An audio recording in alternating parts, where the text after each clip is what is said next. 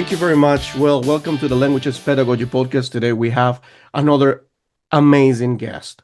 I've been pretty lucky, actually, and pretty honored to have such amazing educators around the world.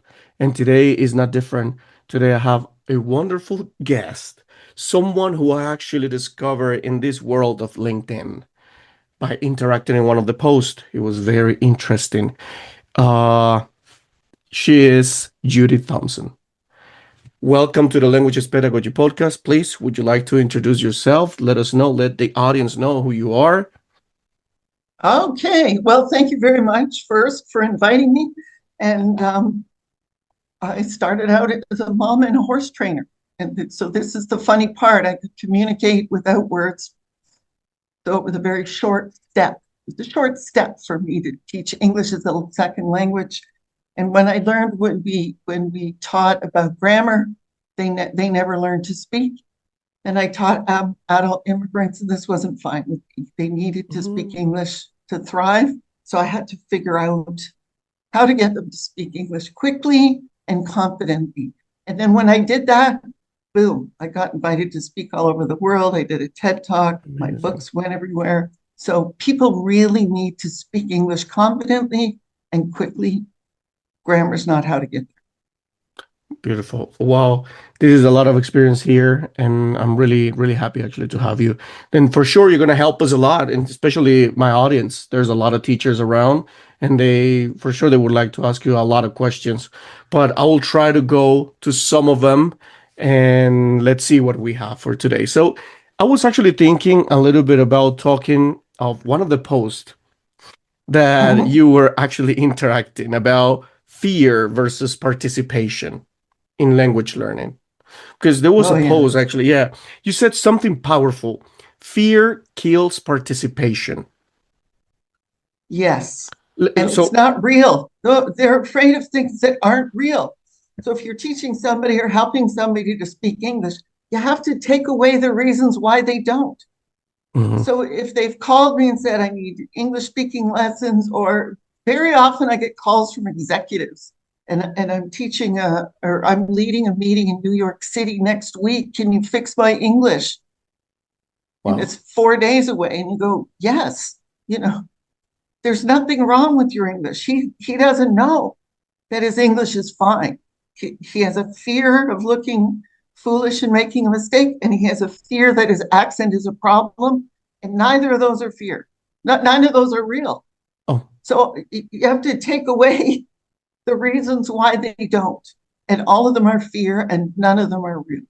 And there's not even 5 reasons why people don't speak their first language, and none of them are real. So unlearn is my word for this century. You never heard it 20 years ago. Unlearn, unlearn, unlearn. You hear it all the time. So yeah, true. Now I recall a little bit of what happened in my previous episodes. I was talking to another teacher. She was like, yeah, I think one of the biggest problems that we have right now is that adults and teenagers, they already learn a system that it's a failure. So they need to learn how to unlearn and learn the new way. I have a trick. I'm full of tricks, actually. And I show them the chart of the English speaking and English writing are separate.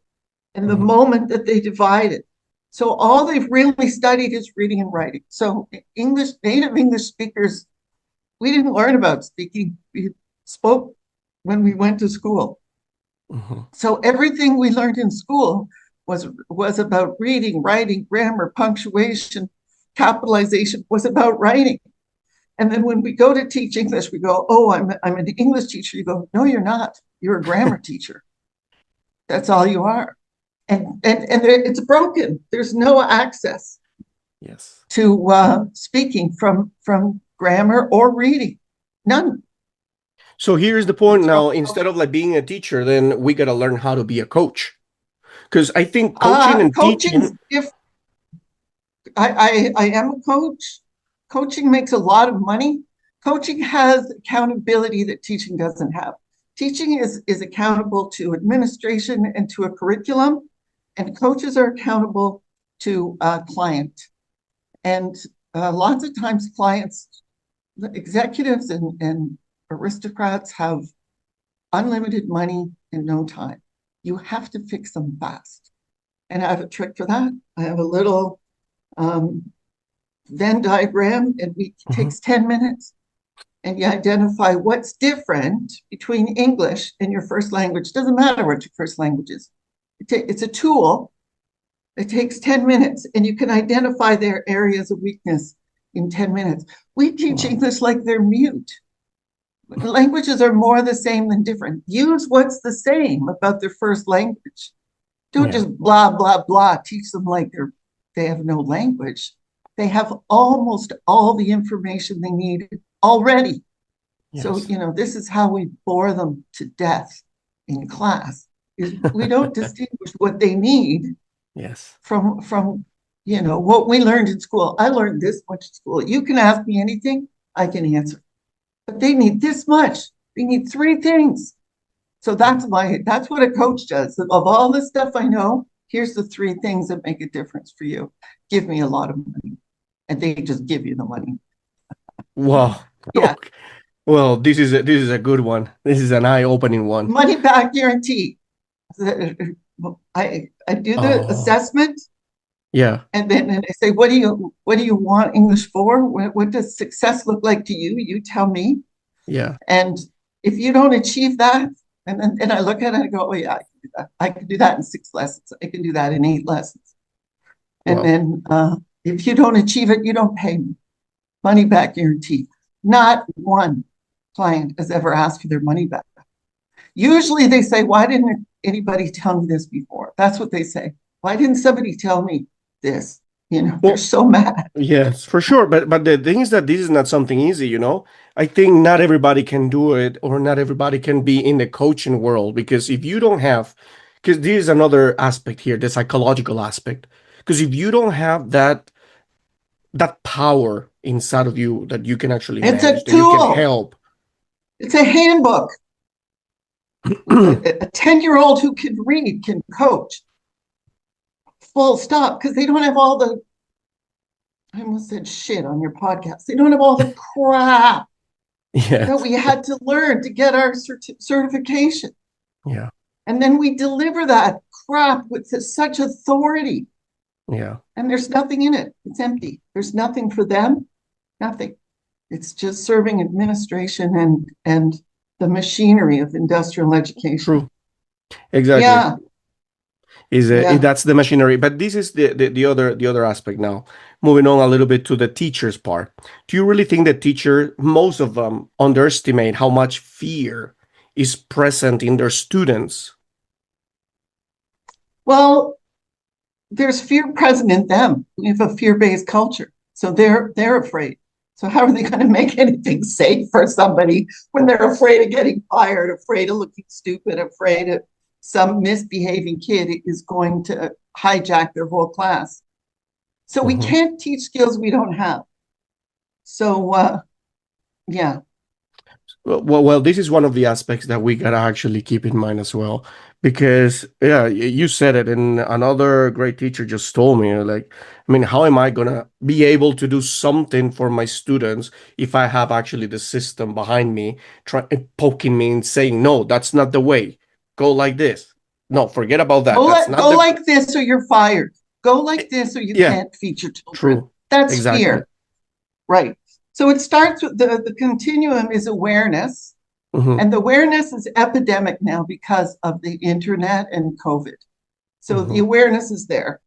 ESL classes are just a waste of time and a waste of money. It's not a secret. Yeah. And solutions are there. Solutions are there. So now we're at adopting. You have to choose a solution. So how do you get solutions into classrooms without losing your job is your problem. Exactly. How to do that? That I know how. That's tricky. No way. Please help us here. I don't know where you want me to put these names, but a lot of them have written books and they're just handbooks to get, this is social and emotional intelligence. And the trick is why you think you're doing social and emotional intelligence and metacognition, Medical. you Yeah. know, thinking about thinking for your students. While you're doing that, you're getting it right back. You're actually learning together. Hmm. And we have a program. There's a free program. James Mickelbus, Hampshire. So he's British and he's married to a Norwegian. And Hmm. he just published, I'll give you the link and you can put it wherever you want, Perfect. for the handbook for how you do active learning in class and the beginning of tracking their social and emotional intelligence in a piece of paper. This is how you track it. Tracking doesn't mean good or bad. Yeah. So if you get a high score in collaboration or creative thinking or working with others, whatever, connection, what community, whatever, if you get you score yourself. If you get a 1, you feel bad, but that isn't it. It's part of your profile as a human being. There is Hmm. no bad score. It means you get a job where you work on your own. That's Yeah. all. You're But not that's the working fear. towards a 5 in collaboration. I work really well on my own. So Yeah. this is the future jobs that align with you. Got it. So, Yeah. but this is the fear that the system has actually imposed, because that's why we're also in that path. We're scared of this because we don't know. We were not actually taught to be like this. Because what you're telling me right now is it's something that is really eye-opening to me. It's like, Oh, okay, good. wow, That was good. So if you get nothing else, I need you to know that it's out there and working all around the world. It's already working. So it's not, oh, I have to invent this or I just have to yeah, adopt it. That's got it. all. And that's where we are in the continuum. Choose it. Teachers have to choose it now Yes, because we that's can't keep going like we are. So, yeah.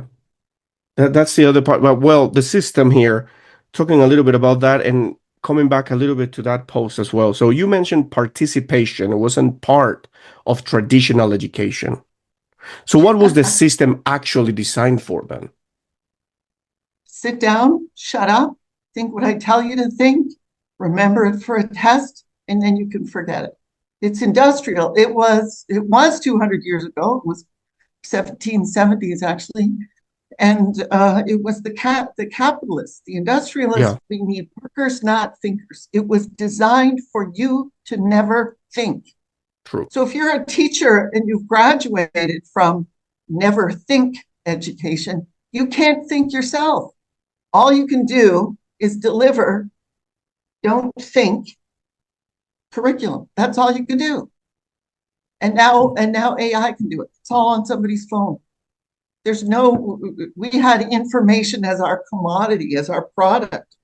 We got paid for disseminating information, most of which was wrong, actually, but it was in the book. Yeah. So most of it is just garbage. But we got paid to tell them to memorize this garbage. So Yes.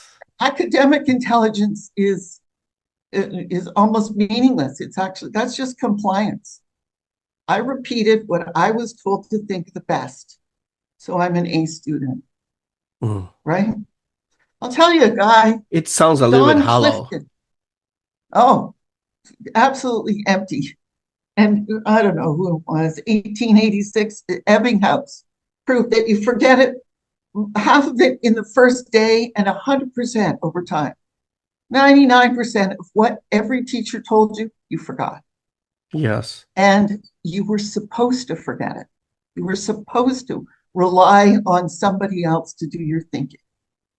That was the point of education, traditional education. Now it's holistic. Education is holistic. Who are you? How do we serve you best? What do you need as a human being? How do you fit into society? What's your contribution going to be? So this is the Nordic countries, they already do it Yeah. and they do it really well. Yeah. Well, that's another point there. with this situation with the system and all that. It sounds like we're totally against the system. That we're the It's renegades done. here. It's just finished. It's just finished. All the bad information you want in the whole world is Yes, 1 second away. Teachers have no job. If true. it was disseminating information without even analyzing if it's good or bad information, just barfing information, we got an information barfer right here. You don't have a job. That's, do I like education or not? It doesn't even matter what I think. It's finished. True. So Capture live precious moments in stunning details with our professional cameras. Unleash your creativity and preserve memories like never before. Visit us now at frameflowcn.com. So the only question is, what do we do tomorrow? And you've seen me go after blah, blah, blah posts. Oh, students need to feel safe in the classroom. How do you do that? If I can't do something different tomorrow, don't post it. That's egocentric and it's garbage. True. Everybody agrees. I need some clicks. That's ego. Look at the intelligent thing that I said. No, that's crap. If I don't know what to do tomorrow in my class, don't post it. That's True. about you. That's not about students or anything. Yeah. Well, that's another part that we need to cover, AI and all that, social media. I was wondering when you're going to get to AI. Ooh, just now. Because AI right now, I don't know, it just came, it just showed up just from one day to another, and now everybody is smart. And now nobody actually uses. Students are much smarter than teachers. Students have never known any other world except to ask their computer, right? Yeah. And make AI work for you. So if you've got a teacher with 30 years experience, they're the biggest problem in education right now. True. They have all the seniority and none of the answers. And they stand back and go, oh, I've been teaching for 30 years. And you're just going, oh my God, you have to retire soon and get out of everyone's way. No one can help you. Yes. It's not a badge of honor anymore. The whole world changed. You have nothing, right? I have little 4 points. I have metacognition. Yes. First, thinking about thinking. Do I do that? How do I manage my fear? How do I incorporate, speak with others? How do I problem solve? There's, oh, I'm good at that. Or, oh, that made me afraid. I better have a look at that. Metacognition. And side by side, I had active learning and AI. So they're learning these together. This active learning,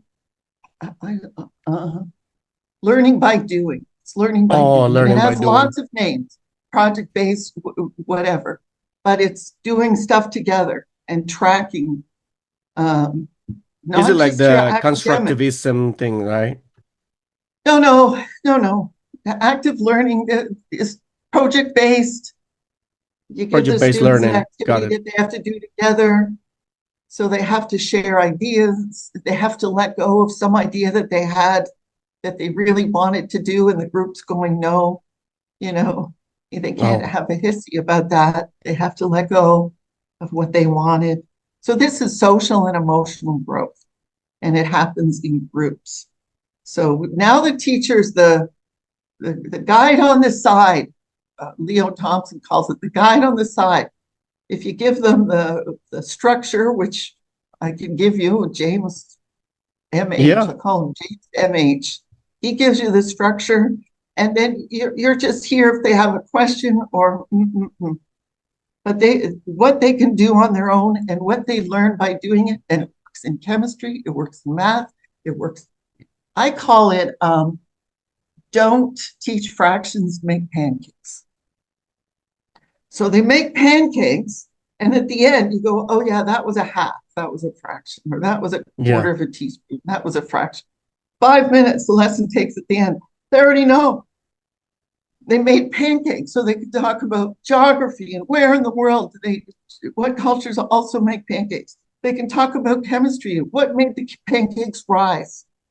How did your group, did everybody contribute? How did your group work together and what Yeah. needs improvement? So this is an A, B, C. Did I remember what fractions are? Mhm. And at the end, there's autonomy. The ultimate goal is autonomy. When I leave that class, I can do fractions and I can make pancakes. So they graduate now with, they can't fix anything, they can't build anything, they forget everything that they're taught, and a staggering number can't even read, Yeah. done. So that party's over. We don't even have to go there. It's done. Yeah. So yeah, and So, in AI. and talking a little bit about that and the AI. So, are you pro AI? How do you feel about the Oh, AI now? absolutely. Absolutely. It's a tool, it's a positive tool. We just have to learn how to use it. And now, because it's so new, we can actually all learn how to use it together. Dr. Thom Markham, Yeah. and Phil Alcott, this is how you use AI in a classroom. This is how you use AI in the classroom. That's all you need to know. How do I use it in my classroom? Like this. It's already done. Go get one of these experts, you know, read their stuff or speak to them. They're all human beings. You can call them on Messenger. Can we have a chat? They say yes. And you go, oh, I didn't know that, right? Yeah. They're educators at heart That's and they that's have the answers. yeah. Well, you're gonna have to give me actually all those links and all those names. I can actually just add them in at the end of this podcast, so everybody can just visit those websites or check on the names of these uh wonderful educators as well, or uh teachers in general that actually have been going through this type of situation, this path, and they've been discovering and helping others. For sure, that can actually help others as well, because that's the point. In the end, teachers help teachers, and that's something that I've always said. Some And do, some don't. There's two families of teachers. There's mm, teachers that help teachers, and there's teachers that hold their stuff close to their chest. oh, In the staff room, you find them. There's two kinds. oh my There's goodness, sharers I and there's hoarders. and the holders. Yeah, yeah. So those are the ones that are called like selfish. I don't have really anybody as bad or good. They're just reluctant to share what they've learned. Mm, I don't know. It's probably fear. Are they afraid someone's going to steal it? Are they afraid somebody's going to criticize it? It's it's always fear. It's yeah, not a bad fear. person or a bad Yes, teacher. That's what fear looks like, true. right? Yeah, it's Yes. only fear. Yeah. And that's one of the biggest issues now, the fear. I would like to move a little bit to another part. Um, how often do teachers unintentionally create fear? Oh, every minute of every day. It's an authoritarian society. Sit down, shut up, or else is the implied or else. You are in trouble. You're going to the principal's office. You're going to get a bad mark. It's that's only fear. But this is It's not something that, only how can we fear. just stop it? Give it another tool. To another tool. We don't have any other tools except fear Yeah, and shame and punishment. And there's a, yeah, yeah.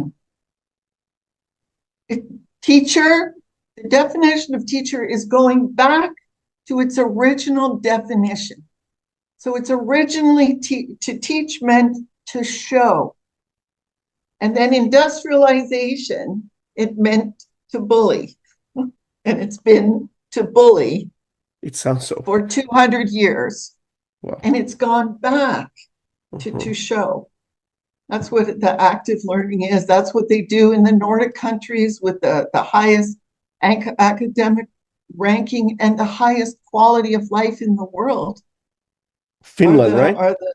Yeah, there's no fear in those schools. Yes. So that model, actually, I love it. I've been actually following that model, and it's I wish I could actually just make a move to Finland and live the beautiful life of a teacher there. And no, I mean, why? And experience it myself. Like, Why is it that the system cannot work, for example, here in a country like China? And why actually works in a country like Finland? My son went to school in Finland. He was an exchange student to Finland. Oh, So I have a very close first-hand, second-hand experience wow. of education in Finland. So education in Finland is pretty new. So in the 70s, they had high drugs, high absenteeism. Their education system, which was authoritarian, was a mess. And they said, you know what, we're going to try something new. And they did. And it was wildly successful. Wildly successful. I see it. Yeah, this active learning. So it's not that it hasn't been around for a long time. Yeah, You know, people it's pretty don't, much young. well, 50 years, it's been around for a couple of generations, and it hasn't made a particle of difference in Hmm. North America or Britain or Europe. It hasn't made, you know, that's what's going to make, oh, this is terrible. What's going to make a difference for countries like maybe China, but for sure America, is they hate coming last. Americans hate getting beat. And their system is Uh, losing in yeah, international education, and they hate it. So not coming last. So you have to go to where they are. What is their value? yes, If their value is not losing in the world game, they're going to change, yes. and almost nothing else. So Well, what that's are pretty their sad. values? Yes, that's Yeah, pretty sad. I mean, you brought that example, and I get a cringe here. It's like, yeah, yeah, yeah, it's one of the biggest examples actually right now. What happens in back in the States? A lot of friends of mine, actually, teachers, they're wonderful teachers. They're all gone. They like, no, that's it. This is, I mean, hopeless. There's nothing to do here. Everything has a psychological aspect, and everything is about undermining or make the teacher the evil. He's the yeah, devil. So yeah. teacher doesn't know Blame anything. teachers. Actually, the blame game is part of education. Teachers blame the students. You're not learning because you're not trying, you're stupid, you're whatever. And then they discovered it's the smartest kids that can't read. And Yeah. then along came dyslexia, and teachers are like, thank God, you know, it's a disorder. It's still not me. But dyslexia represents a small portion of the people who can't read. Yeah. So it's still you. It's still education. You're in the trenches. Your students don't read. You're doing your best. Your tools are terrible, and you have no accountability. Year Hmm. after year after year, you're passing these kids on who can't read, and they graduate, can't read. That is on teachers, actually. That's not a teacher who just said, you know what? No kid is ever going to leave my class unable to read, and changing the system, right? No, we True. just beat them up with the system. So teachers don't like getting bullied, but it's all they do as well. So, Sad but true. uh, okay, Thrive. Grant Lichtman, Lichtman, Grant Lichtman. He's transformed hundreds of schools across America, and he transforms education at the school and board level. Wow. So Anne Lautrec can fix your class and can fix your school. Grant Lichtman can fix your board of education. That's the level that he works at, and he's had success all over North America. And he Wow. wrote the book out, and it's called Thrive, like Success in Modern Education or something. How to Wow. Succeed in Education Transformation. It's brilliant. I should have a copy right here. So they are doing it. And Americans, teachers, boards come up with all kinds of excuses. Oh, we're poor. We're in a poor area town. Grant has transformed poor kids, people of color, rich kids. He transformed school and everyone in it. Exactly. And I Wow. read his book, and you look at it, you're going, that's so easy. That is so easy. So this wah, wah, wah, I don't know what to do, is just wah, wah, wah. There's something to do and It it's is there. definitely. I mean, the thing is that everything also depends on the teacher, on us. I mean, we're the adults here. We're the ones who actually control the emotions, the uh, emotional intelligence. Let's put them like that. I mean, if we are not prepared, well prepared to do it, how are we expected to have We do, great students as well? I mean, yeah, that's some sort of like a, how's it called, like mea culpa. yeah, it's an epiphany. It's me. It's up to me. As Yeah. soon as I find no one else to blame, it's me. It's on me. And then you can do it easily. Easily. You just Hmm. decide this is for me. So now talking a little bit about that, how do you encourage participation without forcing it or making it sounds like it's fear, like putting the fear For there? with your students, Yeah. with your students, if you're doing the things that they need to know to survive, if it's interesting to them and engaging to them, Hmm. they never miss one day. Their hand is up all the time. True. It's just barfing curriculum at them. Nobody's going to stay awake for that except for the goody goodies. Girls do way better in school than boys, especially when they're younger, right? Yes. But girls are way better readers. But boys are different creatures. They're linear, logical thinkers. And when Yes. a teacher says something, like sound it out to them, and they can't, they think it's them. And they're screwed up for life. Yes. That's the little boys. The little girls are lateral thinkers. We're looking at somebody's shoes. We're looking at like this, and we're so unaffected by what the teacher's saying that we can process it in our little different Yes. kind of brain. Beautiful. But then somewhere a little bit, high school, you're not pretty enough, and you're not smart enough, and you have to catch a man. The girls are trained to find someone, and the boys are trained to be someone. Yes. Ooh, that was very deep.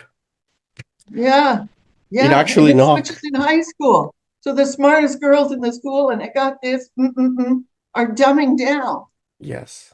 to make these boys that school damaged feel better and feel smart and feel needed. And, you know, now there's what is it?